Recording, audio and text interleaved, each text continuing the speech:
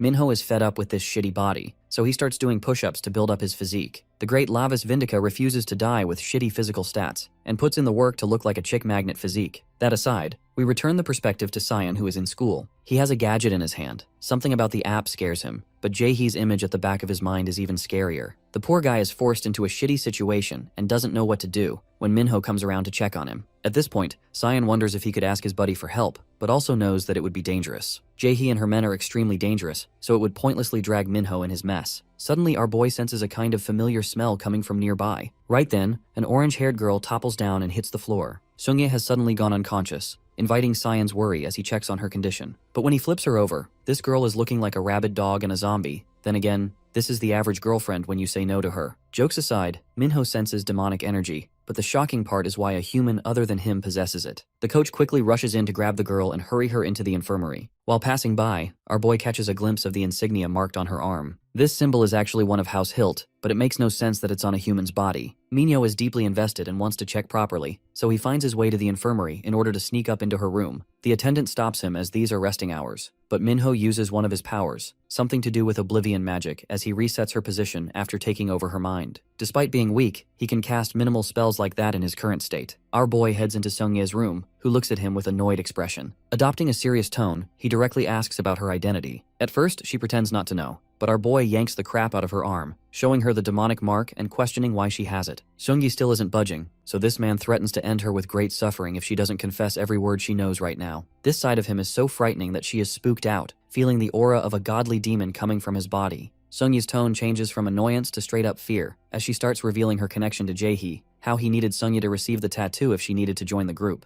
Our boy senses the scent coming off of this woman, and it's not because of her double beef roast sandwich, it's because of the familiar scent of demons. In the demon realm, we get a flashback sequence of the time when our boy was a kid. Ranbi didn't want to explore this area, but the stubborn rage baiter called him a pussy for it. Bro had to follow Lavis in the end because he was afraid of what would happen to him if he went alone. Ranbi really couldn't tell what the goal was, and decided to indulge on a story involving those who possess transcendent eyes. The demons who do end up losing their sight one of two ways. Either because their vision is too clear, or their eyes degenerate and become useless. In a shady location like this one, Rambi felt on edge, but Lavis was cautious as they were about to arrive. They watched from afar, a deceased body with a flower blooming on its palm. Ignoring all danger, Lavis got even closer to the flowers, while Ranby identified the deceased person to be Jeremy Hilt. But the strange question is why this body had flowers growing all over it. Recklessly, Lavis extracted one, only for bloody vines to come out from the roots as well. It was a shitty smell while Ranby identified this unique plant to be the gnawing flower. Minho is confident that Sungye is giving the same scent as the gnawing flower right now, while she begs him to spare his life. Watching from outside, Lavis' every action is being observed by Ranbei and his uncle. In the next scene, our boy heads straight up to Jaehee's tattoo shop.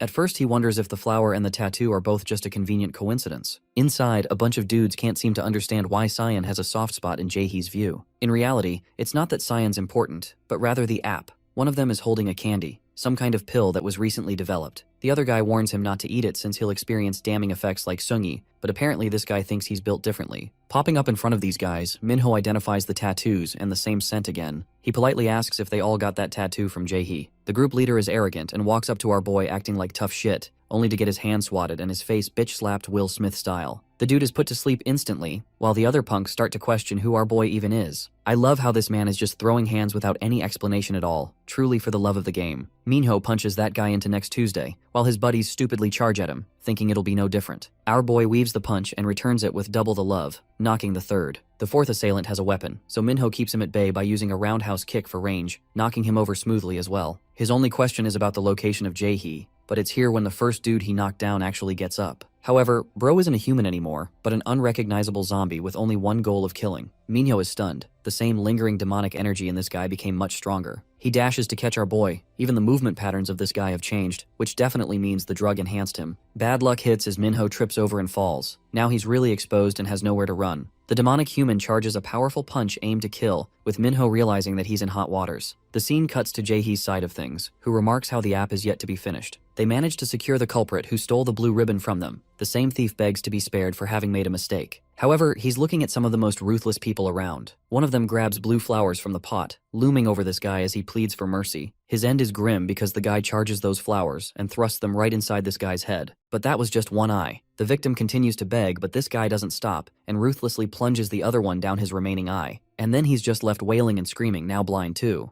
These guys don't believe in second chances, and even someone like Jaehee is scared as balls just being around this guy. He wants her to wrap up things quickly without further excuses, forcing her in a shitty position. Outside, she ponders her situation, calling Cyan endlessly for an update. The poor kid is working on the app, and musters enough courage to check his phone. In a plot twist, it's actually our boy who called him after beating up all the guys here. Minho gets straight to the bottom of it and asks Cyan about his connection with Jaehee. Our boy knows that Four Eyes have been talking to Jaehee, which stuns Cyan, while Minho asks him about her location. Cyan doesn't get what's going on, but Minho assures him that he's on a personal business, so he wants to find her. She's usually at the tattoo shop but apparently isn't here right now. Suddenly, our boy finds a lingering little creature nearby, but Cyan begs him to stop here and don't get further involved until he gets there. The call drops as the cat from earlier tries to act normal, but Minho's already caught on and goes up to the kitty, grabbing the little thing and forcing it to look at him. He knows that this cat can understand his language, and one look of death is enough to get a confession out of the furball. He's already been watching the creature turn from a rat to a bat and now a cat. Minho can't figure out what this thing is, until he learns that she's a watcher from the demon realm to look over him. Her job is to watch prisoners without being noticed, which is the reason she's been hovering around Lavis too. The watcher's energy is negligible to the point our boy wonders if she's really a demon. He also criticizes her for standing out far too easily. Even now, the stupid cat was standing on its feet. Minho believes it's pointless to talk to this thing any further.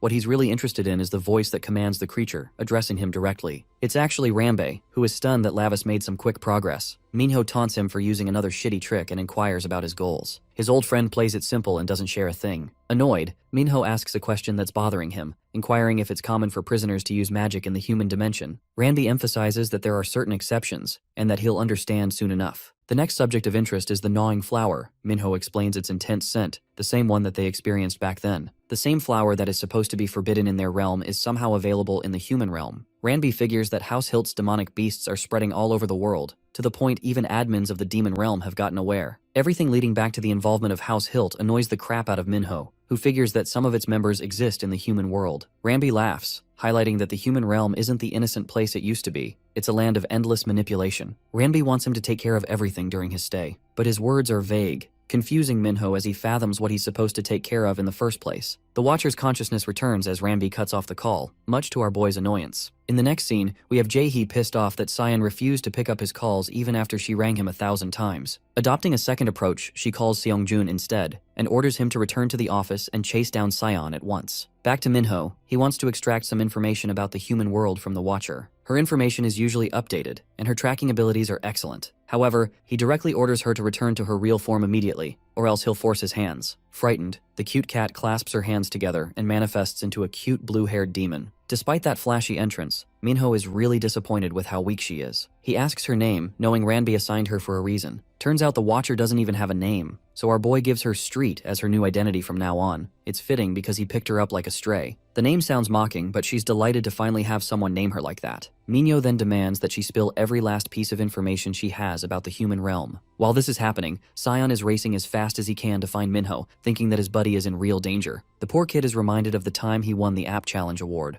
only to get confronted by Jae-hee and her men, the ones who laughed at him for winning a mere 500 for first place. She pitied him and kidnapped him that day, stealing his joy and replacing it with fear. Jae-hee's boss told the kid to relax as they're here on business terms. After all, he was happy to lend the kid 50 million won in cash as long as Sion surrendered his app to them. Sion rejected the attractive offer, sharing that he never intended to make money from the app. The boss wasn't looking for this answer, and that day began with Sion's forced slavery under Jae-hee's control. He wards off the scary thoughts to find his buddy, when suddenly, Bro bumps into a tall dude and realizes he's cooked. These guys were looking for Four Eyes too, and Sion made it so much easier by just coming here directly. Even Jae-hee arrives with fury in her eyes. This time she isn't gonna let the kid off easy. Jae-hee kidnaps him again and tells Sion to code the app for life under their supervision. And if he ever even dares to escape, they'll know because they've got eyes. Even inside Sion's new cage, they've placed an attendant. The kid knows it's all over at this point, while some of Jae-hee's friends are starting to wonder if this kid is a developer in the first place. The boy has no spine, but their boss wants to use it to spread their product. The app's called I'm Here, and even the name seems shitty to these guys. Logging in, Sion works on his app, while his boss comes around looking like Chisaki from My Hero Academia. He explains that the app is actually a central piece to the distribution Blue Ribbon requires. The goal is to extract the buyer's information through the app, then use it to manipulate the market at will. Real-time location tracking in the game allows them to expand their transactions even further, so his plans to sell the product have finally come to life. The Blue Ribbon is the same candy drug that turns you into a rabid monster, and it's time to unleash it upon the world. The following day, students at the school discover the appeal of the app, which offers a free cashback of 30,000 won for each person that refers to their friends. 3 people means 100,000 won, so all the girls want to sign up without asking questions. They're so excited by the giveaway event of a few diet pills, one that is marketed as a safe product authorized by the food industry. Of course, these are all lies. By evening, the number of signups goes up by an insane number. Jae-hee and her group celebrate in joy. However, she's still confused why they haven't been able to catch the invader who infiltrated and ruined her shop. After checking the CCTV, all they could find was a bat. Apparently, the footage shows a bat staring into the camera, blocking the view. All of the other cameras were blocked by rats. None of it makes any sense to Jae-hee at all. A sudden message comes from their boss to head over to the location of the stock. While they're busy going there, our boy looks bored and questions why Street is busy hiding in the trash. Apparently, Street gained weight and got stuck. Our boy doesn't care about that and asks about the results of the investigation he tasked her to do. The cute demon is thrilled to share that she found out exciting details despite the difficulty. Remember the punk our boy knocked out? He had a handful of these drugs with the same smell of the gnawing flower coming from them. It's easy to understand that this drug greatly enhances the average human's abilities. But the strange thing is that the gnawing flower always requires a host for its cultivation. So the fact that this drug exists without a host is strange, because the same flower was rendered extinct even in the demon realm. Street shares that the name of the product is Blue Ribbon,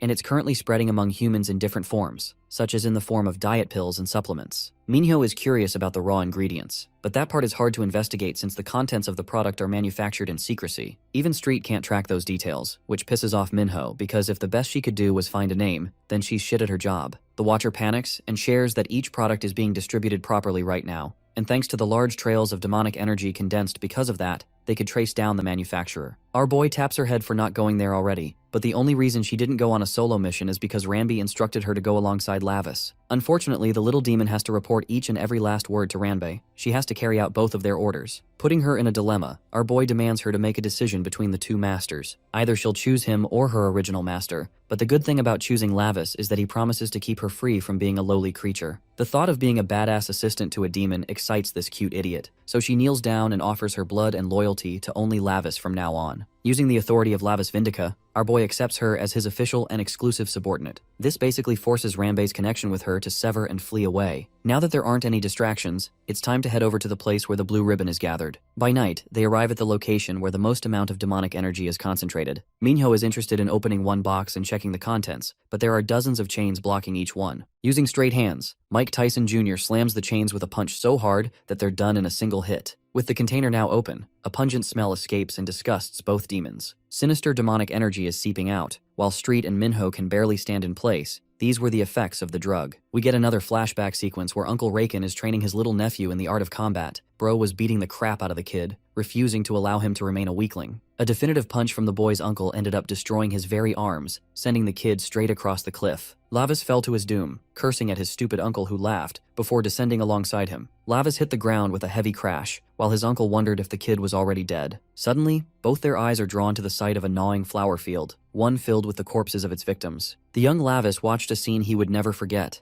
It was like seeing light and darkness divide the other. Beings that couldn't exist together lashed out, and between them, new entities began to sprout. In the era of the cavemen for humanity, the first flower blossomed in the human realm. They all watched its unique ability to drain demons and any beings that came in contact with it. The flower represented doom and destruction for any realm. Uncle Raken and his nephew watched as the field was incinerated altogether. The very reason that they burned it together is why our boy is so confused right now. The Watcher explains that the great demon king Gamadair, the boy's father, eradicated every last one of the flowers from the realm. So both of them are confused how a large number of them were gathered like this in the human realm. Minho suddenly adds that the gnawing flower actually came from the human realm. This is the one realm where both light and shadow blend together, the only place that allows coexistence. From human history, it is gathered that humans were made nearly extinct thousands of years ago. The very fact that the flower exists in both realms at the same time implies that some mastermind is behind all of this. Street is about to add something when suddenly, a person flashes a light on them. Jae-hee and her men have arrived to confront the intruders, who pity the kids for walking into a death trap. While Jae-hee's group thinks this is the same guy who came to trash her shop, Street explains that she's the person they're looking for. Jae-hee mouths her frustration for our boy to come around barging in and wrecking her place. She doesn't even know how he got there. Minho keeps it straight to the point and asks if she's responsible for managing everything. She doesn't like his attitude but confirms that she is, allowing Minho to inquire what kind of materials she's using for the product. Jae-hee scoffs at his audacity to shove his nose into their business secrets, and though our boy doesn't really care much about the product, he also thinks it's dangerous to leave them be. Jae-hee reaches for her pockets for the drug, reminding her men to get serious this time as another failure will earn them Young Moo's wrath. The baddie hands them loads of blue ribbons to eat, and these clowns are ecstatic to receive the precious gift too. Jae-hee tells them to shut up and quickly start munching it down, so the four lunatics quickly unwrap and swallow the pill. Knowing the fight's gonna get ugly, our boy instructs Street to hide as she'll only become a distraction during the battle. As for Jae-hee's men, they've evolved to become monstrous and berserk, while she gestures to them to crush their target. All four propel with great speed, charging at Minho, who savagely calls them a bunch of intoxicated and arrogant fools. Using his bloodstone eye, he assures them he can take them all down with his miasma. Minho engages with the first target, punching him, and then he kicks the other guy just behind. Bro is moving like Kakashi with his Sharingan as he lasers down a third punch. This time it's a crazy uppercut. Having taken down 3, he leaves his back exposed and gets tackled from behind. Minho falls on the ground, exposed to harm. The same guy tries to drive his knee up his face, but our boy quickly catches it before getting hit. Watching him getting overwhelmed worries his assistant and brings joy to Jae-hee's face. The 3 zombies demonically lunge forth, attacking Minho from every single direction. Because they're attacking all at once, it's difficult to fight back. These guys are way stronger than the other ones he fought with the blue ribbon. This is because they overdosed on the drug, accessing even greater power. Adjusting accordingly, our boy turns around for a different strategy. He quickly goes up to grab one of the boxes where the product is stored, and shoves his hand to grab a sachet. Minho then crushes that same box and throws it right up in their faces. The overflowing scent of the drug overwhelmed the affected men, and its smell is despised by even our boy, who is being overwhelmed by his own miasma power because of the scent. While they're still staggered, Minho grabs one guy's face and slams it straight into the ground, Sung Jinwoo style. To finish him for good, Bro lands a second hit, smashing the guy's face in. One of the others tries to kick him, but our boy evades with finesse before grabbing this guy's kick and flipping him to the ground as well. Pulling out all the stops, the berserk Minho jams his foot on this guy's ankle, shattering his leg. Another dude pulls up in an effort to tackle him again, only to get backhand slapped like Nero did to Dante in Devil May Cry 5. Minho goes on to grab the big guy's toppling body and literally gives this fucker a suplex. Absolute cinema, smash that like button if you felt chills like me. Jae-hee watches in horror, unable to believe how this guy monstrously took down all of the enhanced humans together. Just looking at him gives her the fear of literal death, as a demonic aura exudes out of Minho's body, making him look like anything but a human. Shivering for her life, Jae-hee began to wonder if she was facing a specter entity. At the stage, Yuri stands before the audience. Inside the room, her mother, Kang Hyunju, cheers her on, being sure that someone on her level can, without a doubt, join the Venus Ballet Company. Suddenly, two men enter the room and Hyunju is instantly alerted, strictly inquiring who they are. They place a jar of blue ribbons on the table, apologizing for barging in. Since it was a bulk order, they came to deliver it themselves. Visibly flustered, she is assured by the man that they handle everything entirely on their own. Still, she wonders if the blue ribbons have any faults in them. Youngmoo mocks her, saying that she has already fed her daughter a large amount and is only asking about it now. Hyunju instantly looks toward the screen and sees her daughter begin to malfunction like a broken vacuum. The men see Yuri collapsing, making them wonder how much the mother fed her daughter. Suddenly, Yuri's ankle snaps, and she falls on the stage like a mannequin. Everyone in the audience is left dumbfounded. The mother screams, as she thought there were no side effects of blue ribbon. The men nonchalantly say that the rule only works when the dosage is taken in the proper amount, then break it down to her that there is no hope left for Yuri. She will need this drug to satisfy even her smallest desires to survive. For her entire life, she will be dependent on it. Hyunju is shaken, as she has invested a lot in her daughter. The phone rings and Youngmoo picks it up. Jin Jae-hee is on the other end of the call, but he sees her in tears. The phone shifts toward our boy, who inquires if he is the one making the blue ribbon. Youngmoo is shocked, and Minho orders him to come and see him, cutting the call. Youngmoo gets up, taking his leave from Hyunju, as he has to leave as soon as he can. On the other hand, the blue-haired girl asks our boy why people even do drugs. The answer is plain. Because of people's stupidity and arrogance, they lean toward drugs, being certain that they would never get dependent on them. Since their lives have almost nothing to cling to, they choose drugs to make their lives feel more purposeful. Then, the girl points toward the thugs, with Youngmoo being the lead. Instantly, he asks why Minho wanted to see him. Our guy brushes it off, saying that it wasn't him he wanted to see. He just wanted to inquire about the drugs, calling him a mere human. Hearing those words, Youngmoo is drawn into a flashback of when he was living in the slums with his father. Youngmoo is trying to wake up his father for more drugs, but as he pushes him over, he realizes his father has passed away. His father's entire life revolved around drugs, and his death did too. But his death doesn't make Youngmoo sad. Instead, he becomes frustrated as he faces drug withdrawals. He begins to kick his father's body, unable to figure out a way to get more drugs. Suddenly, his father's eyes begin to glow, making Youngmoo wonder if his father is dead or alive. But a spirit rises from beneath his father instead, inquiring if he is sad about his dad's passing. The demon spirit also tells him that his father will be returned if he is unable to bear the weight of sadness. But Youngmoo is more relieved that his father died, and he is only concerned about how to get more drugs for himself. The demon sees Youngmoo's urge for the drugs and hands him a gnawing flower, ordering him to feed the flower his father's dead body. The demon also informs him that this is a way of trusting each other and that he will further get whatever he wants. The demon then tells him to kill anyone who deceives him or denies the gnawing flower. After that, the demon spirit leaves the gnawing flower with Youngmoo, giving him its blessing. Right away, Youngmoo begins feeding his father's corpse to the gnawing flower. Coming back to the present day, Youngmoo is offended at being called a mere human. Our boy keeps his calm and wonders if there is anything Youngmoo has faith in, something that gave him another chance at life. When Youngmoo reveals that information, our guy already knows about the contract Youngmoo made with the demon. Still, our boy walks forward, calling both the demon and Youngmoo trash, making him furious. He instantly orders his men to attack Minho. The girl runs away immediately, but Minho decides to deal with them quickly. On the other hand, Blue Ribbon is hitting massive sales levels, which could mean that VIP customers from all over the country will be reaching out. The entire team praises Youngmoo, as he has opened routes to China and Japan as well. Meanwhile, the creator of the app has been worried since its launch, as drugs are spreading rapidly through it. Coming back to our hero, Jin Jae-hee is crying as she watches our boy and his inhumane moves while he takes down the thugs all alone. Minho then challenges Youngmoo to fight him. Youngmoo remembers what the spirit told him, to kill anyone who denies the gnawing flower or deceives him. He pulls out 3 blue ribbons and swallows them while hailing his lord, Bauer Hilt. Thus, he takes the orders from his demon lord Bauer Hilt. Right before the guy steps forward to hit Minho, Jin Jae-hee yells out to him that the hero doesn't seem to be an ordinary high schooler. Rather, he looks like one of those guys with whom Youngmoo made the new drug. The mention of the new drug getting linked to him catches our boy by surprise, and the purple-haired guy takes advantage of it by swinging a punch at Minho. However, just a moment earlier, the hero senses it and yanks the boy's arm away. Without wasting a second, the redhead bastard throws a barrage of punches at his opponent, leaving our boy shocked by his crazy speed. Similarly, Youngmoo is also surprised at his strength, so he asks our boy if he has also received the blessing from his god, as he wants his lord to be only his. This is when Minho understands the reason behind the gnawing flower and the filthy smell coming from Youngmoo, and asks if the god he believes in is Bauer Hilt. Upon hearing his lord's name, Youngmoo gets angrier, whereas our boy mocks him for believing in that pathetic demon out of all as if he has got nothing else to believe in. This remark angers the guy even more, and he yells at Minho for insulting his god, the one who took pity on him. Testing his limits, the hero mocks Youngmoo and Bauer Hilt once more by saying how pitiful and wretched that demon would have been to come to this guy while he was on a run and hiding out.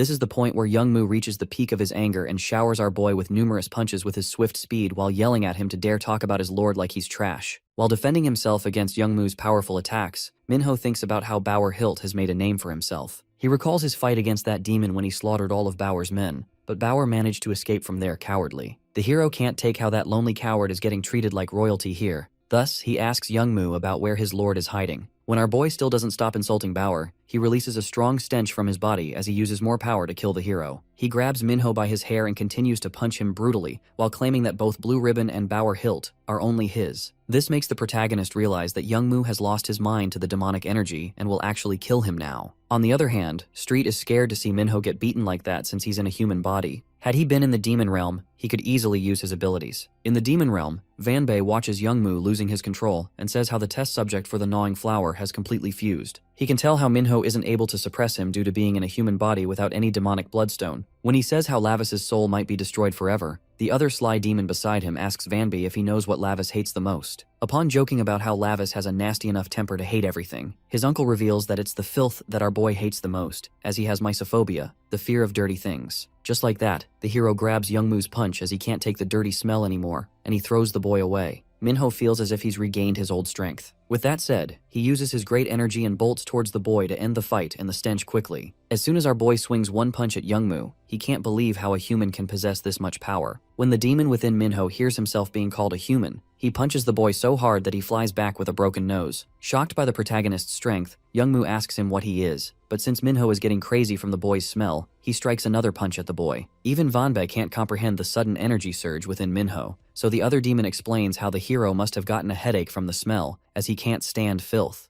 Thus, his myophobia led him to an awakening, allowing him to use a portion of his original power. Vanby is surprised to know this since even with the Bloodstone, it's impossible for a sinner's body to fully use the power of the demon realm. At this statement, the other demon proudly states that Lavis isn't an ordinary guy. Rather, Lavis takes after him. After launching a punch, Minho tells Youngmoo to consider himself lucky that he cannot murder anyone with this body. However, the boy can't accept that he, who received Bauer's blessing, can just get defeated. Therefore, he tries to pop in more blue ribbon. In order to not let him die, the hero tells him to stop and lands such a powerful punch at the boy that he ends up with a broken jaw with his head buried in the wall. At last, Minho covers his nose when the stench begins to fade. Cyan stares at the data from his app. He realizes that it is not what he wanted to accomplish from this app. People confined in the close walls of a prestigious school, every day pretending to like someone or hate someone, or pretending to be close to someone. He wanted these people to find genuine relationships, where they find each other without any falseness. But his beloved app is used to distribute drugs. Cyan lets out a breath and quickly works his way on the computer. The people outside notice the changes in their apps, thinking if it's an error or a virus. Cyan hears the murmurs from outside and quickly locks the door from inside and presses buttons to delete the app. The thugs understand what's happening and start banging on the glass window, screaming at his face to open the door or else he is in big trouble. Cyan works his way on the computer, trying to permanently delete the app. During this process, his eyes land on the tiny warning button. Suddenly, a loud crash erupts as the thugs make their way inside the room. The main guy lands a punch on his face, asking if he's in his right mind because what he's doing doesn't make sense. Another checks the loading tab, understanding what Cyan is trying to do. The kid is trying to delete the app, and if Youngmoo finds out about it, they are screwed. Finding some backbone, Cyan stands up, injuring the main guy, and runs for the fire extinguisher, declaring that it's his app to destroy. The thugs start coughing due to the smoke. Cyan checks the loading tab, noticing that the process is almost done. Suddenly, one of the bastards pins the kid to the ground. He screams at his goons, telling someone to tie Cyan up as he strangles him, trying to choke him. Cyan's eyes start watering, realizing that this is what he was capable of doing in the end. A head appears behind the smoke, then a second later, a red glowing eye on the head makes its way through. Minho asks the thug what he's doing with his servant and lands a punch on his face. After pummeling the first guy, he proceeds to devastate the other bastards too. He declares that they are fools to think they can lay a hand on his one and only attendant, because even if he dies, he will never let anyone touch what is his. Cyan sits up coughing. He remembers something buried deep down, the day he showed Minho the app he was building. He had told him the purpose behind it, and also showed the icon he designed just for him. Minho was taken by the bullies once again. He didn't know where he was, how he was. Cyan had taken notes that time to finally do something about it. So he made an alert button that could show the location of the other person, so the friends like him could stay together and protected. He had promised to never let anyone hurt Minho again. The old Minho thanked him for showing consideration, promising that he would be the first to download the app. The current Minho shows him the glowing warning button, asking if he sent that on purpose. Cyan lets the tears fall, thanking him for getting and understanding his signal. They walk outside the building as Strit handles Jae-hee. Within a second, Jae-hee lets go and runs away from them. Minho tells the demon follower that it's okay because the gnawing flowers they possessed have vanished already. On the side, Yeonju alerts the fire department for the fire, noticing the dark energy erupting from Myunggu, who lays unconscious by the tree. Back in the alley, Cyan notices the demon girl who keeps following Minho. Meanwhile, our boy is lost in his own thoughts, realizing that the bastard Ranbei and his uncle are using him. Back at home, Cyan is concerned for Minho's condition, urging him to at least go to the hospital. But our boy's a tank and doesn't need to be patched up. Four Eyes is really happy that his buddy came, even though he just tapped the SOS just on a whim. Basically, bro thinks he came because of the signal, but in reality, this dude just happened to walk by. Minho's assistant shuts him up, whispering that it's unwise to call it a coincidence. Let's actually run that back to see what happened. Minho was taking Jae-hee to her hideout. Frustrated, she thought that he was only going this far because midget Mark Zingerberger was his friend. The hilarious part is that Minho didn't even know Cyan was captured by Jae-hee's group,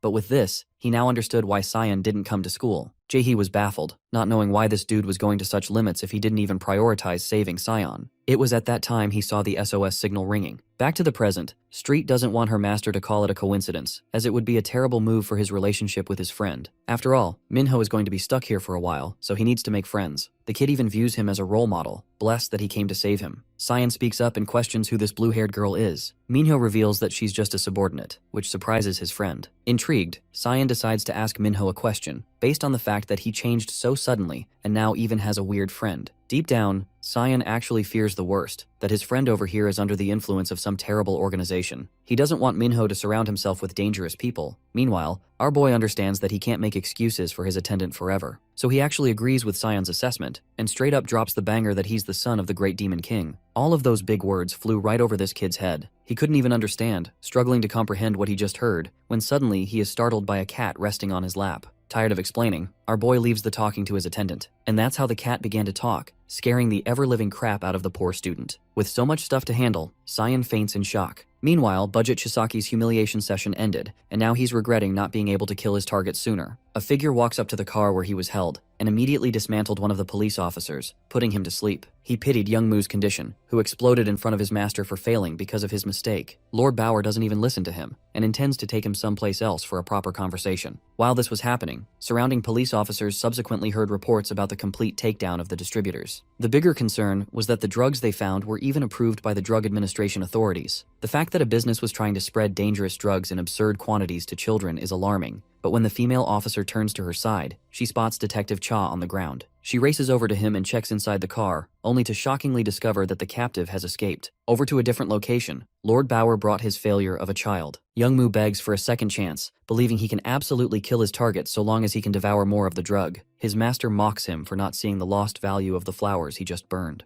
Lord Bauer had done far too much work gathering a group of humans just to use them as hosts for the flowers. He finds the uselessness of even his servants disappointing for ruining his flowers. Again, Young Moo pleads for a chance, promising to finish his job. Dealing him with absolute karma, Bauer plunges the flower directly into his eye, causing him to scream in agony. But that's just the first one, as his master emphasizes their oath sworn in blood. The only way Young Moo can prove his loyalty now is through the flowers, but he's far too busy screaming to focus on Bauer's words. Let's go back and see what Jae-hee is up to. She's trying to steal the coin wallet and make a run for it, except she can't find it, and ends up running into a lunatic who had ingested the drug. Jae-hee is baffled why this is happening to her again, but it's only fair given that she allowed the torture of these humans. The fact that he can barely speak makes her question how much dosage he ingested. Looking to her right, she finds a usable weapon, but her arrogance is stomped in seconds when he drives a blade right to her side. Jae-hee topples in pain, unable to do anything, while the man driven to insanity only demands for more of the blue ribbon. He goes crazy in his manic episode, while Jae-hee gathers herself, realizing she got hit pretty bad. The same girl who enjoyed torturing others streams down tears, terrified that she has to meet her end like this. At that point, something starts happening to the man. Shadow demonic energy manifests Ranbei from his body, who wonders if Lavis is going to hate it even more. She doesn't know who this guy is and still begs for help, but Ranbei cruelly tells her that she should accept her fate to hell. Jae-hee is confused at the edge of her life, while he assures her he won't cast away her body. As the scene shifts, Uncle Barkin is summoned by the demon queen Aeneas. Lady Aeneas immediately complains to him for plotting pranks on her kiddo who has been sent to the human world. Lord Barkin puts on a huge smile and replies that her son is already grown up now, and she should seriously stop worrying so much. His brother then informs her that he was cautious enough to fit a blood demon stone inside Lavis's body before letting him descend. This revelation freaks the queen out even more as she starts scolding her brother non-stop. Barkin argues back, telling her to trust her child for once instead of hovering over him. Upon this, Aeneas reveals that she is actually worried about how unstable the world is right now. If the rumor were to spread that her son, the sole heir to the demon throne, is alone in the human world, the entire world would start collapsing in chaos. Uncle Barkin, however, does not seem concerned at all, and instead the Lord brags that the kid takes after him and that his combat ability is better than anyone else around. The queen bursts into anger again and smacks her brother hard on the head, clearly done with his nonsense. Getting annoyed by his sis, the Lord asks Ranbei to read every book she can find to figure out a way of getting rid of older sisters for good. Ranbei tries to calm the two down, but the royal siblings still end up fighting each other hard as the argument completely spirals out of control. The scene shifts back to planet Earth where Lavis is just chilling. Cyan asks him to confirm if he really is what they call an actual demon. When Lord Lavis admits it casually, the poor boy Cyan immediately starts worrying that there is absolutely nothing stopping him from going straight to hell once he dies. Lavis, however, tells the boy that this Earth is already a living hell, and once he takes him along to the demon world, there will be no one there who could even dare to touch him. He proudly declares himself as the sole successor to the demon throne, and hearing this only makes Cyan even more scared as he desperately tries to bargain so that he never has to go there at all. As Lavis thinks about returning, he remembers Ranbei and cannot wait to make lollipops out of her eyeballs, clearly enjoying the thought way too much. When Cyan finally processes all the nonsense about demons, he questions what would have happened to the real Minho. Street explains that Minho was going to die anyway, and that demons are only authorized to use such vessels as prison cells meant to punish other demons. This news makes the poor boy anxious as he starts holding himself guilty for not being able to do anything as a friend back then. Lavis notices this and asks why he suddenly looks so sad, then once again brings up how he just needs to hold out for a few more decades in this world before they finally head to the demon world together. Cyan realizes that at this point, no matter what he does, he is definitely getting dragged on a trip to the demon realm. When Lavis asks Street to explain just how magnificent the demon world is, she straight up makes things up and talks about how there is the scent of blood and human flesh everywhere, which instantly sends the poor brat screaming in pure terror. The demon prince then warns his new minion that he absolutely should not let any information about him leak anywhere. While heading back to his human home,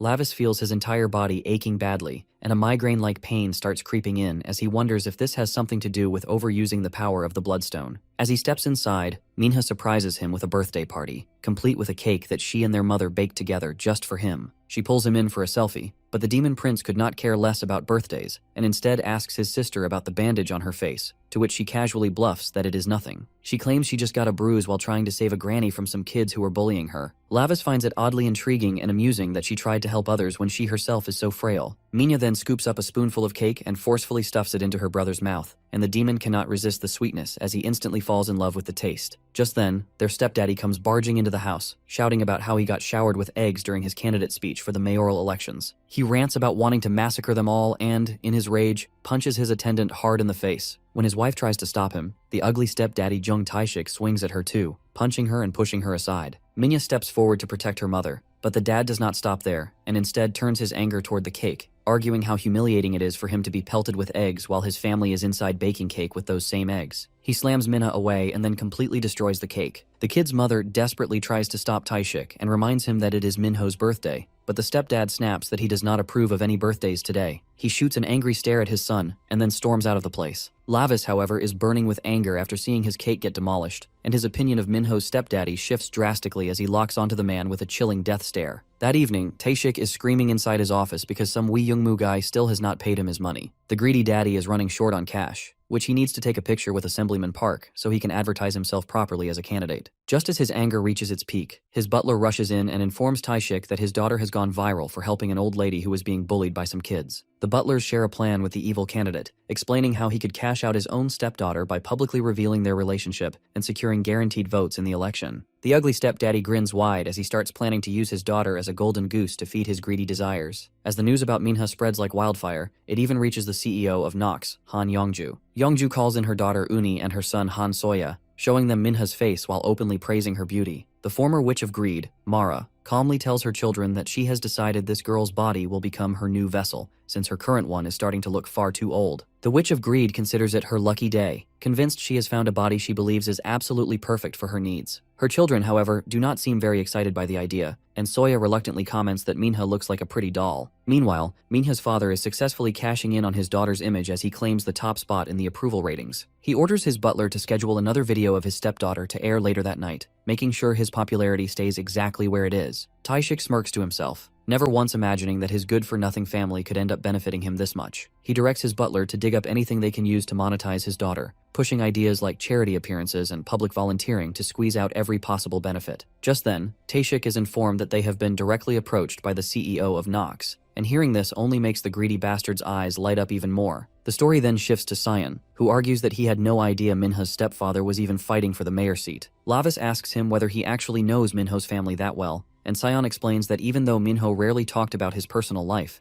the one thing he was always sure about was how close Minho was to his sister. When Sion comments on just how deeply Minho cherished her, something clicks inside Lavis. Lavis is reminded of how his great-uncle once told him to cherish his loved ones the same way he should cherish Ranbei and himself. Just then, Street, in the form of a kitty, tries to crawl out through a hole in the wall but ends up getting stuck halfway. It turns out the foodie has been so obsessed with eating that she has managed to swell her belly way too much. Lavis asks her what Ranbei said, and she casually replies that Ranbei was not there at all and only left behind a note. Lavis opens it and reads through the note, only to find himself being praised by Ranbei in an annoyingly smug way. On top of that, the nerd assigns our demon prince the task of taking care of Lord Bauer Hilt. This instantly works Lavis up and sends him straight into anger, and he starts shouting that he is going to murder the nerd before he even thinks about laying a hand on Bauer. Sion snaps him out of it by bringing up how his greedy daddy is steadily on track to being elected mayor at this rate. Lavis cannot believe that a person like that could actually become mayor, and just thinking about the man makes him associate the guy with a Siniru. He asks Street whether this stepdaddy is actually a Siniru that descended into this human hell. Sion asks what a Siniru even is, and he learns that they are the infamous gluttonopus demons from the demonic realm. They are hated by nearly all demons because they never stop eating no matter how much they consume. Street quickly objects and says that Taishik is just a mere human after all. Our guy mocks Street in response and tells her to stop her eating spree, warning that if she keeps going like this, she might turn into a gluttonous demon herself in no time. That night, as Lavis returns home, he finds the CEO of Nox, Han Yongju, already there to recruit his sister into the Nox entertainment group Zira. She explains that she wants Minha to work under her as a dancing center for the group. Their mother objects, saying that her daughter has never wished to become a celebrity, but she is immediately cut off by Taishik for daring to speak up in front of the CEO. He apologizes on behalf of his wife, brushing it off by saying she is a bit too conservative. Yongju gently comforts their mother and assures her that proper arrangements will be made so that Minha can balance her studies alongside her activities at Nox, presenting it all as a once-in-a-lifetime opportunity. She further strengthens her argument by explaining that times have changed and that celebrities these days can easily pursue their careers while still attending the university they desire, making it sound completely reasonable and safe. As their stepdaddy is just about to sell out his daughter by signing the documents, Minha starts feeling anxious and uneasy. At that moment, the CEO notices Minho standing there and greets him as well, politely introducing herself. When Lavis does not greet her back, the big bad daddy immediately scolds him for being rude and arrogant, but he is quickly cut off by the CEO herself, who calmly says that this kind of behavior is normal for kids these days. Lavis recalls what Sion told him about how the body's original owner used to cherish his sister deeply. The story then shifts into the demon prince's past, back to a time when he is having a training session with his uncle. Lord Barkin tells the kid that the world is filled with evil forces that constantly seek to overthrow the ruler, and as the successor, he must one day carry out the will of his father Gamudair,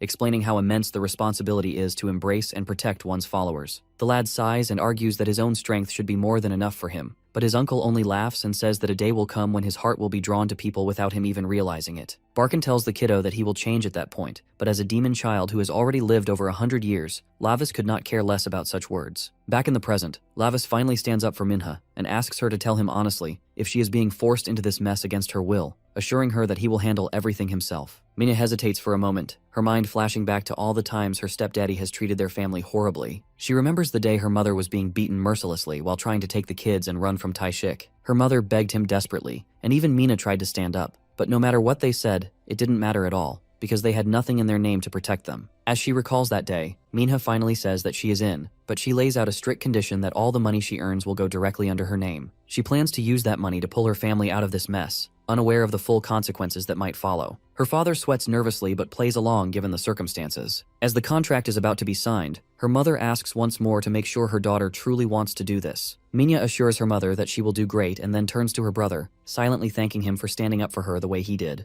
As the scene shifts, the Nox CEO is driving back in her car, and the witch couldn't be more excited about something she has in mind. Soya comments that Minho looked a little off for some reason. The CEO witch then asks Uni what she thinks of him, and she agrees that she too senses something unusual or special about the boy. Yongju suggests that the boy could possibly be a demon realm tracker, which catches her son's attention. He asks if she wants him to eliminate Minho, but Yongju stops him from acting impulsively and firmly reminds him that Minha is their only priority for now. Nothing else matters at the moment. When the boy insists again, she explains that a certain moonless night is approaching soon, during which she plans to perform the ritual and claim the vessel, and once that is done, he is free to do whatever he wants with Minha. Just then, Uni opens her mouth to say something while addressing the CEO as Mara, but the witch instantly snaps at her, furious, reminding her never to use that name again. She boasts that soon, not even the Demon King and the 12 black seats could do anything to her. The next day, Minha arrives at Zira and is introduced as the new center for the group. A girl with 2 ponies protests, claiming she had been working so hard for this position, but gets ignored. As the CEO leaves, the ponytail girl bullies Minha and complains about her stealing the position through connections. She scratches Mina's face, making her bleed slightly, while openly challenging her to see how far her connections could take her. Soya watches this through the camera and is certain that once his mother knows about it, she will lose her temper. He immediately tells her mother that Hyun has clawed at her beautiful vessel's face. Hearing this drives the lady absolutely mad, full of rage. Meanwhile, somewhere else, our demon prince has summoned his minions and informed them about how his sister is being bullied. Street argues that Nox is very famous and that his sister could easily dominate the human world if she plays things right. Lavis explains that he doesn't plan on interfering, considering his sister really wants this, but what sets him off is the CEO and her kids. He argues that he couldn't sense any miasma from them, yet the CEO still managed to keep her eyes locked on his gaze. He suspects that she might be a demon disguised as a human. Street comments that it becomes easier for demons to conceal their miasma after staying in the human realm for a long time,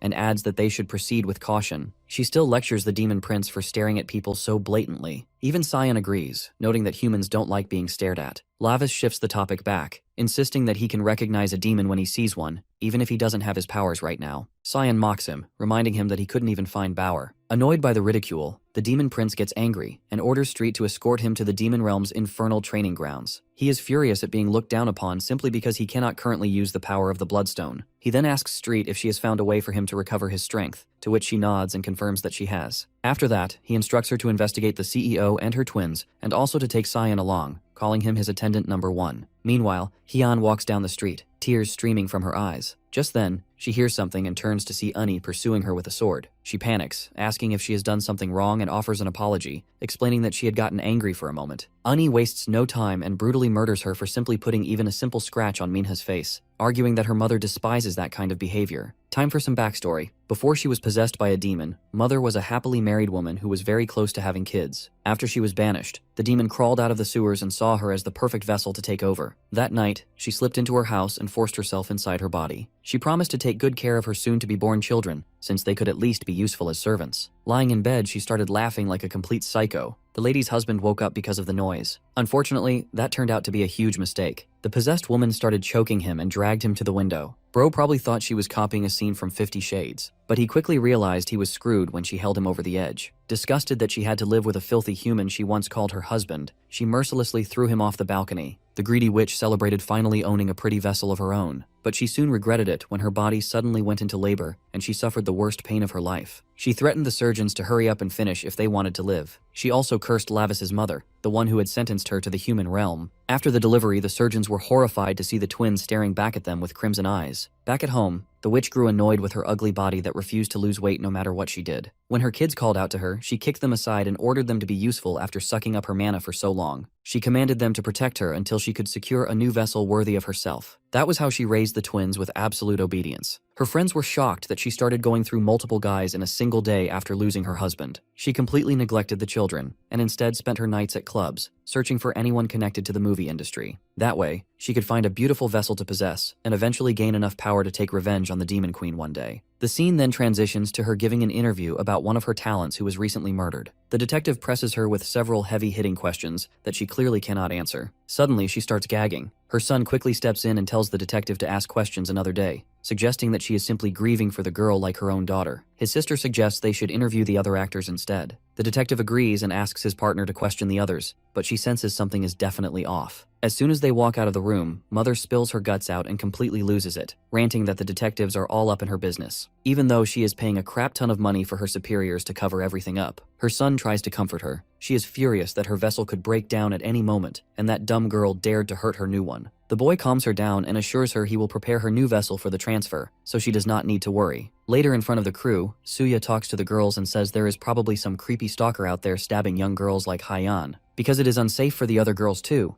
he suggests they live in the building from the next day. Mina asks if that is really necessary. He replies that it was going to happen sooner or later. Idols living in the training building is quite normal in the industry. Mina is sad to hear that, because that means she will not be able to see her mother and Minho. With a killer stare deadlier than Mikasa, his sister calls Minha greedy and starts mumbling something. Suya immediately tries to chill the crazy witch down. He reminds her of the consequences if she damages Mother's vessel. He plays her malice off, saying she was so close to Hyan, so her death made her very sad. He tells the girls their parents will be informed, so they should pack all their stuff the next day. Mina feels worried about leaving her mom alone, especially since Minho has been acting strange. Meanwhile at the gym, our boy is pumping iron with his buddy. He notices lifting weights improves his control over demonic energy. He can take down possessed humans with his current strength, but he needs to get stronger if he wants to fight real demons. Annoyed, he curses Banbei for not telling him how to use the bloodstone. In the letter Banbei wrote to him, the guy mentioned that he modified the bloodstone to return his power instead of sealing it. However, his true power will awaken only when the stone is broken. That means he basically has to get his face bashed in to reach full potential. Besides that, he also gifted his best friend a demon child who would prove useful. He hoped Lavis would have a great time reading the letter, but our boy simply ripped the letter apart before he even gave it a read. Back at the gym, he really hopes Banbei did not write the method to use the stone's power in that letter. Just then, Street comes rushing to him because she caught wind of terrible news. She informs him that the lady and her twins he asked her to look into are bad news. Apparently, she is the demoness named Mara. Mara, the Witch of Greed, is one of the infamous 12 demon thrones who was banished to the human realm by the queen. Grinning wide, our boy thinks that is terrific news because he finally knows where she was hiding all along. The scene shifts to Queen Aeneas as she bestows blessings upon a pregnant lady demon. The gathered crowd sings praises while a goth demon lurking in the corner shoots her a hateful look. From the shadows, she starts muttering nonsense about the queen while one attendant desperately sucks up to her, calling her as beautiful as Queen Aeneas. Chomping on a fat, juicy worm, the goth demon smiles and promises to bless the attendant by ensuring her future child dies in unbearable agony. The flattery dies instantly, and the attendant shuts up. Mara continues muttering to herself, vowing that she will take her revenge someday. Coming back to our boy, Street asks if Mara was jealous of his mother. Minho confirms that the wannabe goth hag has always acted like that, but no one ever paid her any attention. The Witch of Greed was caught stealing from the magic fountain the moment she rose to power and fled straight to the human realm. Cyan wonders why the demon chose Minha out of everyone here and questions whether she knows our demon prince's real identity. Our boy figures she probably never noticed, but even so, he admits he is far too weak right now to stop her or even deal with her offspring. Street suddenly gets fired up and suggests they focus on unlocking the Bloodstone's ability as fast as possible by hunting demons. Meanwhile, Minha is out shopping with her mother, who still looks uneasy about her daughter's decision. Minha reassures her that the murderer will be caught soon. Her mother still looks unconvinced and reminds her that Minha once wanted to become a vet. While staring at bags of dog food, she realizes that the dream will likely never come true. Now, she just wants to save her family from her monster of a stepfather as soon as possible. Putting on a bright smile, she tells her mother that dreams can change and promises she will become famous and rich in no time. Her mother mentions that they will not be able to talk as much since she will be living in a dorm, but Minha brushes it off. The woman suddenly grows quiet and apologizes for marrying such a trash man. Her daughter reassures her that she only did it to protect them. She reminds her mother how sweet the stepfather seemed before the marriage and how all of them were played like idiots. Minya tells her to hang in there and promises that she will work harder than ever. The scene shifts to our group standing inside an amusement park. Staring at a roller coaster, Minho wonders what makes people scream like that. Moments later, he is hunched over and puking his guts out after the ride, but tries to play it off that it wasn't a big deal. He swears to himself that he will never ride that thing again. Standing before a haunted house, he wonders if this is really the place. Street confirms it and launches into a Wikipedia-style explanation that this demon was imprisoned in the human realm long ago. When asked for the name, she reveals it is Scrum,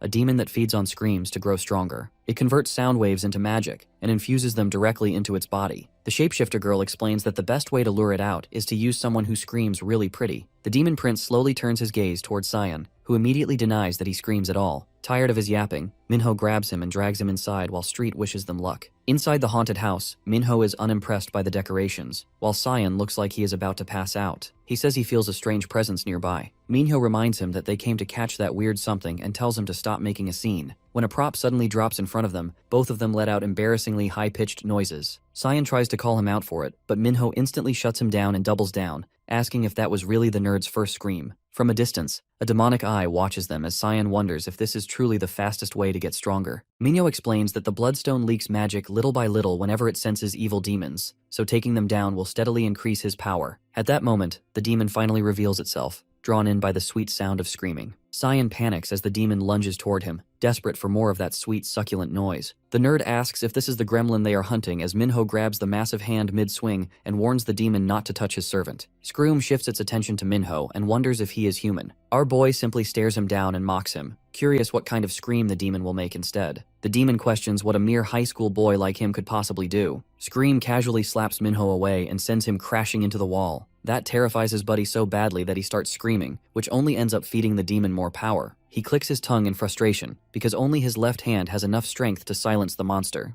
Our boy charges in for another punch, but the demon's ultrasonic blast blows him away again. His buddy Little Pipsqueak screams again and accidentally keeps fueling the demon's power. The prince shouts orders at the idiot to stop yelling and stop being such a burden if he can't be useful. The demon enjoys those eyes filled with terror so much that he says he wants to pluck them out and wear them as earrings. Our boy feels insulted that Scream thinks he is afraid. He throws another punch, but he fails to reach the demon with his inferior human body. Scream gets tired of playing around and grabs him. The freak grins wildly as he listens for screams, then tries to gouge his eyes out with a blade forged from those very screams. Our demon prince calmly bets that he will not make a single sound. Right as the blade strikes his left eye, something strange happens. Scream freezes, confused when shards of a red crystal spill out instead of blood. Suddenly, Lavis's power bursts free. He smiles wide, almost excited, because he can see everything much more clearly now. Banbei had modified the bloodstone to release his true power once it was destroyed. He feels pretty pissed at Banbei for setting such a cheeky condition like that. Scream is shocked that his blade failed to pierce a mere human eye. But our boy's next attack makes it painfully clear that he is not human at all. After pushing the demon back, he orders Cyan to scream as loudly as he can. His friend does not understand why he wants to boost Scream's power, but he still trusts his best bud without hesitation. The pipsqueak yells at the top of his lungs. That shout powers up the demon immensely. The monster grins in delight, thinking his enemy just made a stupid mistake. Our boy calmly reminds the fool that he slows down right after absorbing a scream. With that opening, he leaps forward with his full power unleashed and smashes his fist straight into its eye. The demon writhes in agony as he absorbs its evil energy to slowly reclaim his original magic. The demon's entire body disintegrates and gets completely absorbed into his left eye. The demon prince immediately feels his power surging through his body like a wild current. He is certain now that he will reach his peak in no time if he continues absorbing more evil energy. Cyan nervously asks him if he is feeling fine after taking a demon into himself like that. Thrilled and grinning, he tells his buddy he is more than ready to devour the next one without hesitation. Meanwhile, at the Nox agency, Minha is quietly escorted to her assigned room down the empty hallway. The psycho hoe coldly tells her to unpack her things and settle in. She adds that the girl is not allowed to leave the room unless she is specifically called for practice or work. Minya quietly accepts the order and bites her lip in frustration. But doing all this for the sake of her mother and little brother gives her just enough strength to endure. Observing her through a security camera, Mother completely loses her mind. The decaying witch is growing more impatient to transfer into her new vessel already. Suya promises that he will stay obedient and loyal even after she moves out of his mother's body. The scene shifts back to the amusement park as Street senses that something has changed. She immediately congratulates Lavis on getting his powers back and starts buttering him up shamelessly, swearing she will follow him for all eternity. Lavis tells her to cut the drama and just tell him where the next demon is so he can deal with the Witch of Greed as soon as possible. The next demon turns out to be Sheol, a creature that feeds on unhealthy lungs. Our hero grabs it by the head like a football and orders it to follow him. The demon barely lasts a minute before being absorbed, though Lavis instantly regrets it due to the disgusting stench left behind. Not wasting time, he hunts down another demon named Asura, who feeds on drunk humans. This one smells just as awful, but he has no choice and absorbs it anyway. Meanwhile, Cyan wonders out loud why demons even feed on humans. Minho explains that once demons cross into the human world, they lose most of their powers and must feed in order to survive. That revelation makes the nerd tremble like he is on drugs, as he realizes that all those ghost stories might not have been fiction after all. On the other hand, the demon prince decides he now has enough power and chooses to test it. A sudden flash of light startles Cyan as Lavis materializes his own scream sword out of thin air, though it is still incomplete. The nerd then asks if it is really okay to send Street out by herself, but Lavis reassures him that she is so weak that most demons will barely even notice her. The scene shifts to Street in her bat form. Out of nowhere, she suddenly complains that she is starving, only to notice something unusual. She swoops down and snatches a maggot crawling along the ground, but quickly senses that something is off. Street realizes that the bug is infused with Mara's magic and immediately rushes off to report back to Lavis. Meanwhile, a car quietly exits an underground parking garage and disappears into the night. Suya grips the unconscious Minha and proudly tells his mother that he knocked her out. Now looking like a homeless drug addict, the mother urges her children to hurry. Suya looks more excited than ever, while the girl shows no sign of waking up. Back to the demon prince. Street yells incoherently at him while still holding the bug in her mouth. Switching back to her human form, she presents the parasite and tells him to take a look. She explains that the bug belongs to Mara and that the witch is currently hiding in a human body. Minho realizes that if parasites are escaping her body, it means she is desperate to find a new host. It makes sense, considering the Witch of Greed's obsession with youth and beauty. The thought irritates him, and he mutters that Mara should act her age, especially since she is older than his mother. Intrigued, Cyan asks how old his mother actually is, and Minho replies that she is over 6,000 years old. Completely flabbergasted, Cyan asks how old Minho himself is, which sends him into deep thought. He recalls a memory of his uncle taking him to the human realm when he was still a child. Back then, humans were constructing a massive structure, which his uncle assumed was being built for him. Lord Barkin mocked our prince, claiming that a weak demon like him could never achieve such status. Ranby then politely corrected Lord Barkin,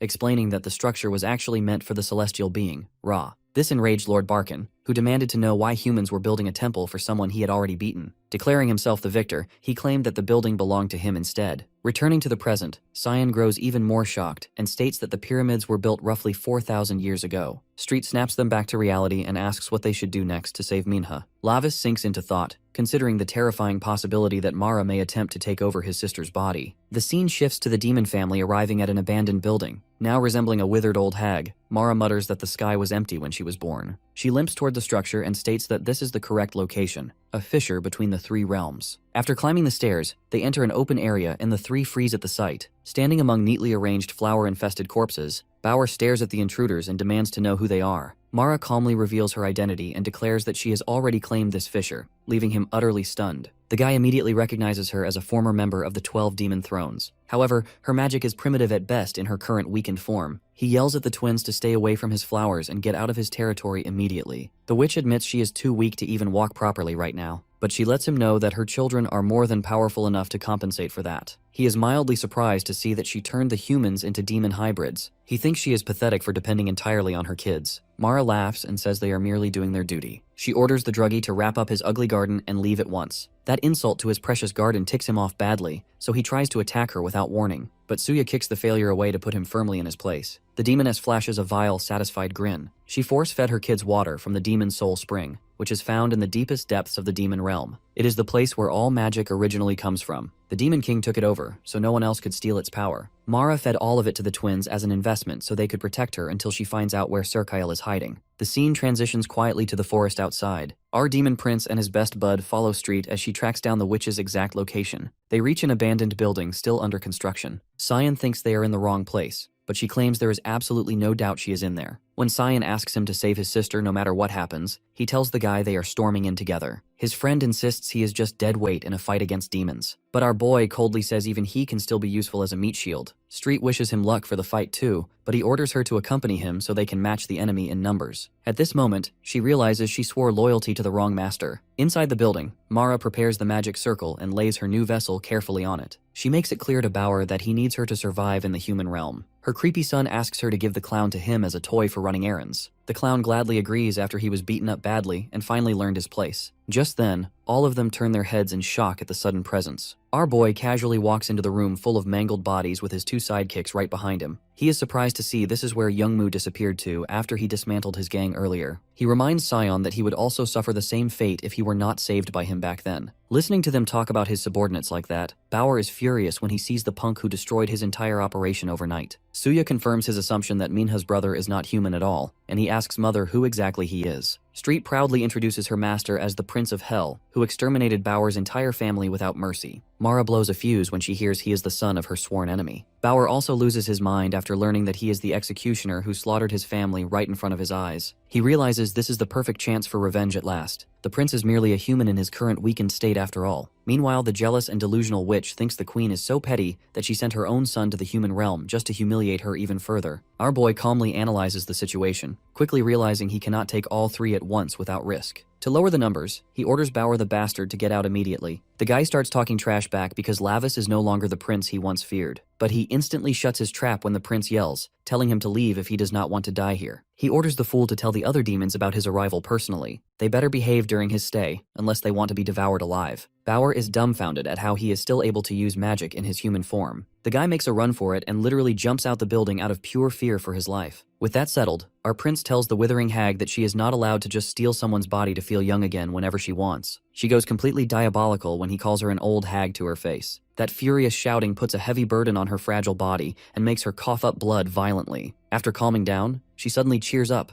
wondering how the queen will react when her children kill the queen's only son. The demon prince is also dying to see her reaction when her precious kids are murdered by the son of the woman she envied her entire life. Fuming from his mocking tone, Mara asks her children which one of them will bring her his filthy tongue as a trophy. Suya tells his sister to buzz off as he swings his spike ball around and hurls it straight at our boy. Lavis dodges cleanly and shoves Street out of the way. Uni closes the distance in an instant, and our demon prince barely manages to parry her blade. She snaps at her twin to stay out of this fight, making Suya complain that he was just about to accidentally land a hit on her. She orders her brother to watch her back as she continues her assault, chaining attacks one after another. While blocking her strikes, Lavis realizes they have absolutely no teamwork and decides to exploit that weakness. He taunts them, saying they will end up killing each other before ever reaching him. This enrages Suya, who starts yelling at his sister for nearly taking his head off. Lavis quickly figures out that the girl is cautious while the boy is full of himself, making them easy to destabilize. After their attacks are blocked again and again, the twins grow increasingly frustrated, and Lavis finally draws first blood by slicing into Uni. Even then, he remains mostly defensive, noting to himself that despite being hybrids, the two are absurdly strong and wondering what Mara did to turn them into this. Spotting an opening, Suya launches his spike ball once more, managing to graze Lavis across the gut. Uni immediately follows up, declaring she will take his head for sure as she rushes in again. She lands several cuts across his body, but quickly realizes he is deliberately dodging to protect his vital spots. Suya charges in again, warning Lavis not to die before he gets his turn to finish him. Our demon prince sidesteps, only to be forced down to one knee as he blocks a lethal strike from Uni. She keeps screaming for him to die while pressing her blades down, but Lavis slips out at the last second and retreats several steps back. Realizing he cannot handle both of them head-on, he decides to provoke them further. Lavis shouts at Suya that his older sister is incredibly strong. That instantly sets the purple-haired brat off, who screams that he was born first. Consumed by rage, the brat starts swinging his weapon like a madman and charges straight at him. The twins keep pushing him back while Uni yells at her brother for getting too close. He ignores her, shouting that he will be the one who gets to finish off Lavis. Watching this, our boy feels satisfied, seeing that Suya is now fighting purely out of anger. The moment the brat steps into his striking distance, he finally makes his move. Meanwhile, Street is locked in combat with Mara, hurling insults at the witch for turning into a greedy old hag. This enrages the witch, who increases the intensity of her attacks and manages to land a hit. Street tanks the blow, realizing that now is the moment for Sion to act. The nerd sprints toward Minha, who is surrounded by a barrier made of demonic energy. He presses his hands against the barrier and immediately screams in pain. The demonic barrier both burns and freezes him at the same time, but he refuses to give up and keeps pushing forward. Sion yells at Minha to wake up, but there is no response. Street continues trading blows with Mara, doing everything she can to keep the witch's attention away from him. Suddenly, the demonic energy explodes outward, sending Sion flying back. He stares at his badly damaged hands, clutching them in pain as the thought hits him that he is still just a powerless human. Just then, an image of the two siblings flashes through his mind, which makes him all fired up. He shouts that he will save Minha no matter what and slams his fist into the barrier with everything he has. At the same time, Mara lands a heavy blow on Street, which makes her scream in pain.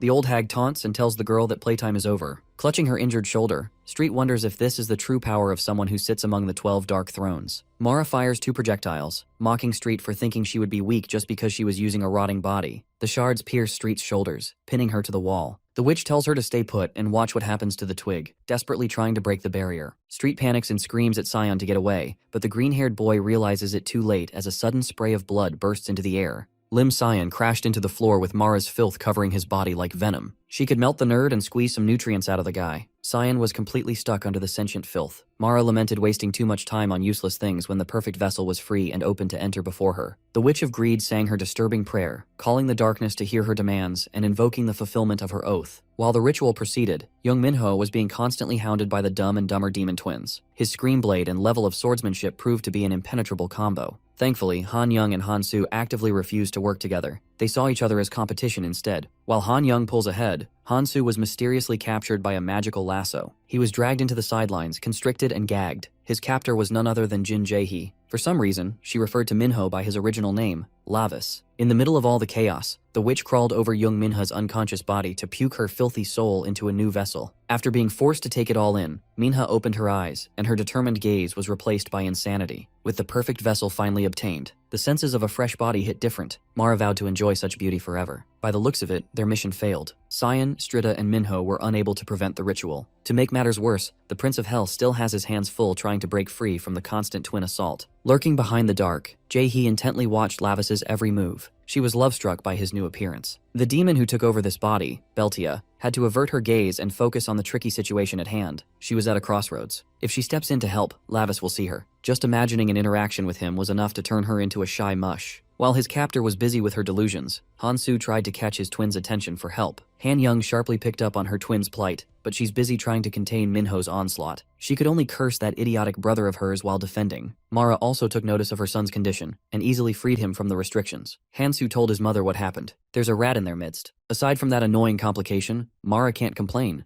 The takeover was a massive success. When all hope was lost, Strida asserted that there was still a chance to turn this around since Miss Minha's body hadn't completely disappeared yet. They're in the middle of a moonless night, a night when the boundary between human and demon realms blurs. Until morning comes, Mara's ritual cannot be completed in full. Minha's soul is still inside that body. Hearing this revelation, Minha suddenly reverted to her usual self and begged her brother for help. Minho almost fell for the trick. Mara was just messing with his head. She loves using her acting skills for evil, but the Lord of Blood does not appreciate being mocked. The night is dragging along, so the witch commanded her children to kill everyone so they could wrap up. Untied and free to go crazy, Han-soo charged in with his old ball and chain, still pissed off about his earlier fumble. More than the physical toll, the Lord's pride was more hurt due to being so weak and struggling against a couple of hybrids. In addition, the witch doesn't even acknowledge his presence. She was freely roaming the room. After the takeover, she is starving, and there are two scrumptious meals lined up before her. One is human, the other is a demonic beast. Before she could take her pick, a curious spherical gadget rolled down her feet. The gadget opened like a Pokeball, revealing a little Lavis figure, and released a cloud of thick red gas into the air. Instinctively, Mara recoiled away from the mysterious red fog. Minho, on the other hand, recognized the gadget. The witch backed off a little, giving Beltia the opening to jump in and free Strit from the painful skewers. After getting rid of the massive thorns, she granted Strit a new upgrade, some mechanical claws. She recognized her savior by Jin Jae-hee's face, but this woman's actions were baffling. Immediately, Beltia hopped in Sion's direction and got rid of the sentient filth holding him down. She gave the nerd a gun and told him to help Big Bro Minho. Strida was puzzled. They were just given modified weapons straight out of the demon realm. Sion was even more confused. One second, he was wriggling on the ground.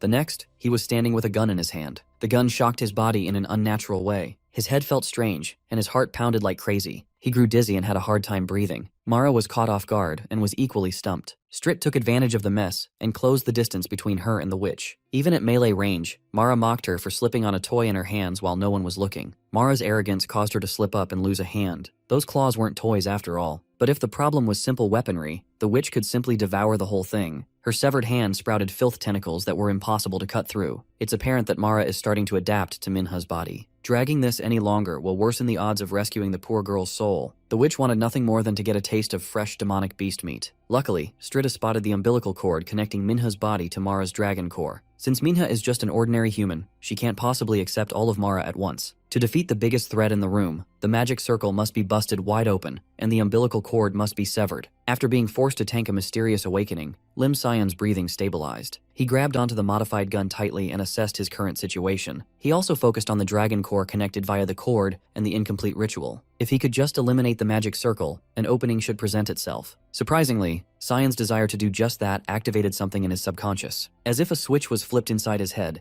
he was able to see the structure of magic circles. He immediately deduced that magic is just math and geometry. Every figure can be turned into an equation. Ultimately, any magic circle is nothing more than a mathematical structure. Sion took it upon himself to do some magic hacking to dig for a weak point in the circle. The core was a cubic polynomial, the flow of mana was an S-shaped curve, and the key is hidden at an extremum. Sion was going big brain mode. Strida, on the other hand, was being overwhelmed by the tentacles of filth. Still, no matter what, she resolved to buy the boy as much time as possible and trusted that Sion would clutch up. A few moments later, the eigenvalues were found, and the weak point was successfully dug up. He aimed the gun right at the magic circle's local minimum and brought about its destruction by pulling the trigger. It wasn't your run-of-the-mill weapon. This handgun packed the punch of a magic laser. Combining the focused blast and perfect aim, the protective spell was effectively shattered. The explosion blew Mara away. When she realized that the magic circle was breached, the witch looked absolutely livid. Sion was still reeling from all the number crunching. He did his job, and he did it well. It's up to his comrades to close this out. Mara was put in an awkward position. Her entire body hasn't finished the transfer yet. Strida didn't waste a single second and jumped right on top of Han Youngju's rotten corpse. With her newfound sharpness, the demonic beast tore what's left of the demonic CEO apart. Mara didn't appreciate the interruption, so she swatted the nimble, shape-shifting cat away. She ran towards her mangled original body, desperately trying to put the torn-up flesh back together. As she slowly stood up from her knockdown, Strida recited a chilling tale of greed that ultimately ended in filth. Standing behind the witch, Lord Lavis held the hybrid demon twins as pathetic captives. It's time to burn the greed and filth together. Hansu apologized to his mom, citing the red fog from earlier as the reason for their defeat. That red stuff in the air was a catalyst for change, courtesy of Beltia. She actually extracted that substance directly from the Lord of Blood's soulless physical body bound in the demon realm. Initially, she planned to keep it forever for personal use. She had a giant syringe full of that shit. Then she heard about the special bloodstone embedded in her love's new body. She easily deduced that feeding Lavis some of his original blood should enable a quick recovery of some innate power. This is Beltia's gift. She just wanted to see Big Bro run wild like before. Speaking of the literal devil, Minho is starting to move like the OG Lavis Vindica without the nerfs. Mara cursed her children for failing to handle one guy. Their mother's words hurt worse than being strangled. It was also the most effective motivation to wind them up.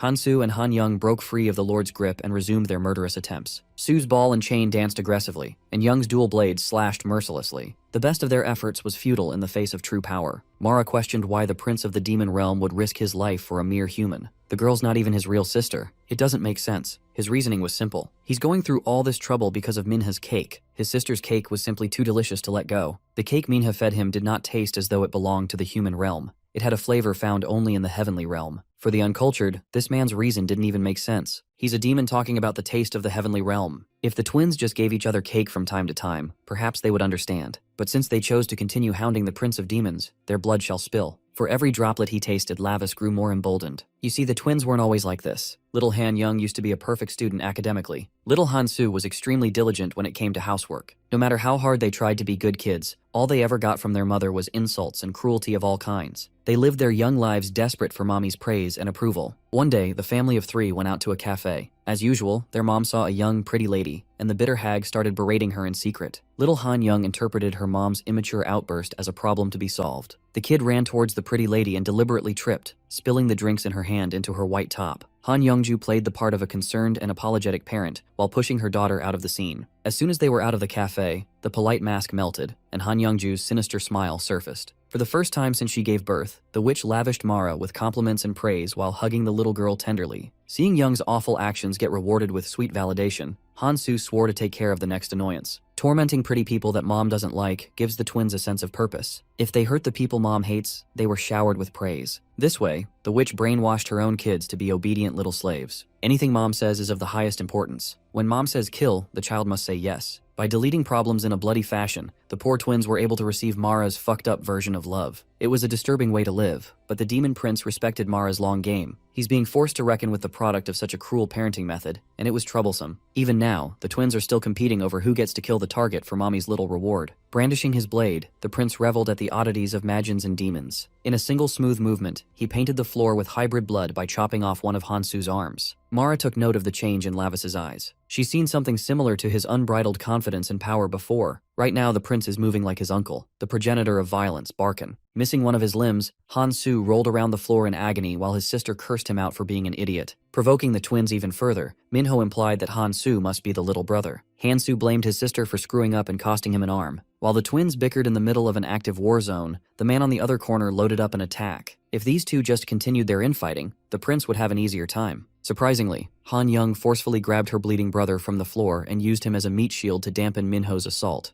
Hansu's injuries worsened to a fatal degree, bringing him down to his knees. Blood stained his body, and pain reverberated in every inch. As Hansu slowly succumbed to his wounds, he uttered one word: Mom. The mom he spent his last bit of energy calling was standing on the sidelines and berating him for being so useless. She commanded her remaining child to forget about the useless brother and focus on the enemy ahead. Han Young obeyed without question, while Hansu's fear of being abandoned turned to reality. The witch continued being a nuisance with her tentacles of filth. But without the interference of the twins, carving a path towards the witch had become a lot easier. Mara is almost done with her takeover. If Minho wastes any more time, he could kiss Minha and her cake goodbye. The prince doesn't know the current limits of his body yet. To be as quick as possible, he's going to take some gnarly risks. He pulled out of Mara's way and dragged Han Young with him. Minho caught her by the waist and locked her down with force. The Lord of Blood showed his true colors and vigorously pulled Han Young's head up to expose her bleeding neck. As hungry as a beast, he bit into that juicy artery and sucked the hybrid blood like sweet nectar. He continued sucking spiritedly while maintaining eye contact with his victim's mom. Even the witch with bug organs was weirded out. After getting his fill, Minho dropped the husk of his victim like garbage. This is the method he devised to absorb as much blood as possible to test his body's limit. Han Young charged him up with a decent bit of power. Amplifying all that juice in one burst of supreme speed and martial prowess, he charged forth. Unsettled by the prince's abnormal strength, Mara augmented her tentacles for more defense. It was utterly useless. Minho sliced and diced through the slimy obstacles like a butcher. All Mara wanted was a fresh body. She never meant to tangle with a real demon. Despite his menacing appearance, Minho's body is actually on the brink of shattering. Every move he made felt like being torn apart alive. Regardless of the pain, he loved the chaos and the killing. After overwhelming the witch with sheer force and lunacy, he was poised to strike at breakneck speed with killer precision. Mara has been preparing for this night for years. All of her efforts are going down the drain, mainly due to one man. That man made her kiss the ground by force, putting the witch in checkmate. At any moment he could break her neck, but he couldn't. Mara is still using his sister's body. At least all of her foul-smelling lifelines have been severed already. Minho laid down a deal. If Mara agrees to come out of Minho's body, Minho promised to spare her wretched life. To convince her that he wasn't bullshitting, Minho swore upon the name and honor of his father, the great demon king, that his words were truthful. The witch figured that this boy must be wary of her capability to self-destruct. Losing the perfect hose is a pity, but Mara could always find another vessel as long as she comes out of this alive. Surely the blood of the demon king wouldn't lie and besmirch the honorable royal name. So, she dared him to drop the sword, and then they could agree on a deal. The scream blade disintegrated, melting back into his body. He lived up to the end of the bargain. It's Mara's turn to live up to hers and leave. She held her throat, feeling uncomfortable movements from inside. As soon as that mischievous grin surfaced, the witch tried to catch the demon prince with his pants down by bolting out of the vessel like a bullet. Minho laughed at such a foolish attempt. He had already expected something like this, and prepared his demonic hand to respond to any sudden movements. The demonic arm made it impossible for the witch to slip out in her filthy original form. For someone who used to sit in one of the 12 dark thrones, Mara fell for such a simple trick. Honestly, Minho had no idea how to get the witch out of his sister's body. He was just bluffing all along. He even swore upon his family and his father's honor. The thing is, Lavis doesn't care about his bloodkin. He only needs to protect his own honor. While in her unsightly partial form,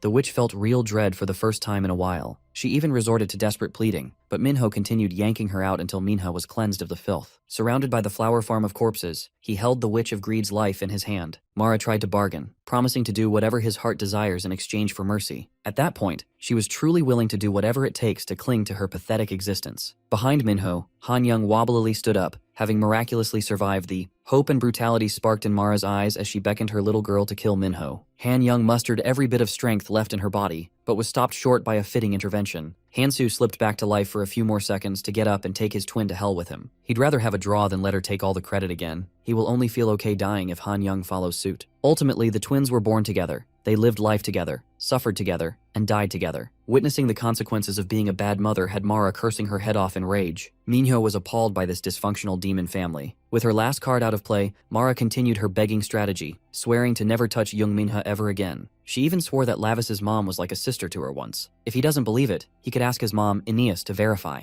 She swore that the demon queen used to follow her around while calling her big sister. Strita listened to her pathetic speech and was disgusted by her selfishness. Her twins just died, and she's trying to talk herself out of an execution. She's the mother of the year. Tired of her constant yapping, Minho resummoned and swung the screen blade in fluid motion, deleting the Witch of Greed from existence. She was and always will be ashamed to the reputation of the 12 Dark Thrones. Of all people, she never would have thought that Aeneas's child would be the end of her, in such a humiliating fashion no less. Until the last moment, she refused to be deleted, stubbornly holding on for dear life in such a disgusting form. So the Lord of Blood stomped her face out until it turned to filthy mush under his shoes. After liquefying a former big boss in the demon realm, Minho received an ample amount of demonic energy straight into his special bloodstone. Once he was able to get a grasp of his harvest, the prince was pleasantly delighted. He sighed in relief. The witch is dead and the problem was thoroughly dealt with. As expected of someone at Mara's level, the power he gained from one kill was overwhelming. Unfortunately, demons in this realm cannot help but expose such a vulgar and filthy stench that the prince cannot tolerate. Looking at the dead twins, Strit couldn't help but feel awful for them. If Mara hadn't crossed over to the human realm, they could have probably lived a happy life with their real mother. They'll never know for sure. In this world, even without demon parents, a child could be in danger because of a parent's greed. With the enemies taken down, Beltia stayed for a few moments to steal some glances at the love of her life. Minho already knew where she was hiding and what she was doing. When she was called out, she pretended not to hear his orders to come out. As soon as he referred to her real name, Beltia, Striti recognized that their savior was the demon realm's legendary weaponsmith. Beltia was the youngest daughter of the Murtano family. She received all the love and favor for being born as a weapon-forging god born once in 3,000 years. With all her prestige back home, she actually dared to follow Lavis to the human realm. She insisted that she was just following Vanby's orders, and she'll be leaving right away now that the surprise is over. Beltia was infamous for her recklessness and arrogance. She was also notorious for being Lavis's hardcore stalker. That Vanby bastard must have intervened and put Beltia's soul into Jin Jaehee's body. With all the external variances being added out of his control, Lavis's life in the human realm is bound to get